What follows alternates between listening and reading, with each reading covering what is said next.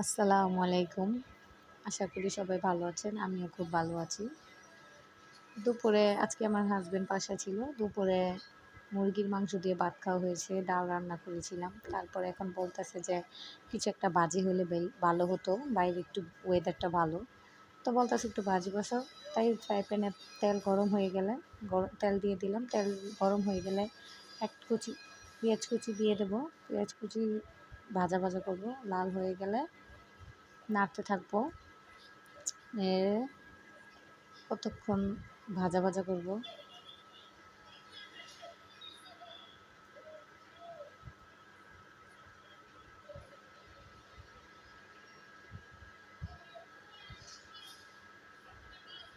ভাজা ভাজা হয়ে গেলে আলুগুলো দিয়ে দেব। ধুয়ে ভালো মতো ছালনির মধ্যে আমি জড়িয়ে নিচ্ছি যাতে পানি না থাকে।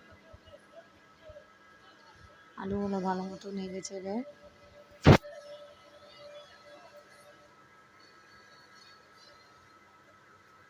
লাল করে নেব।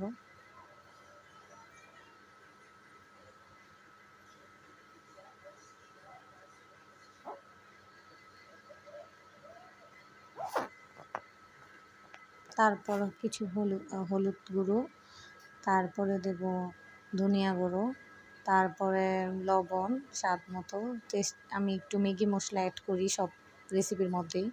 স্বাদ মতো লবণ, একটু আদা রসুনও দিয়েছি অল্প পরিমাণে। তারপরে স্বাদ মতো পানি দিয়ে ভালো মতো ঢেকে দেব। ঢেকে দিয়ে কিছুক্ষণ অপেক্ষা করব। 5 মিনিট হাই হিটে জাল হয়ে গেলে তারপরে আবার একটু নেড়ে ছেড়ে দেবো। নেড়ে ছেড়ে দিয়ে তারপর আবার ঢাকনা দিয়ে ঢেকে দেবো। এইখানে আমার কারেন্ট চলে গেছিলো। তারপরে আবার কারেন্ট আসার পরে আবার রান্না স্টার্ট করেছি। তারপরে দেখেন রান্নাটা আমার কমপ্লিট। এই শুকনো শুকনো ভাজিটা খেতে খুবই স্বাদ লেগেছে।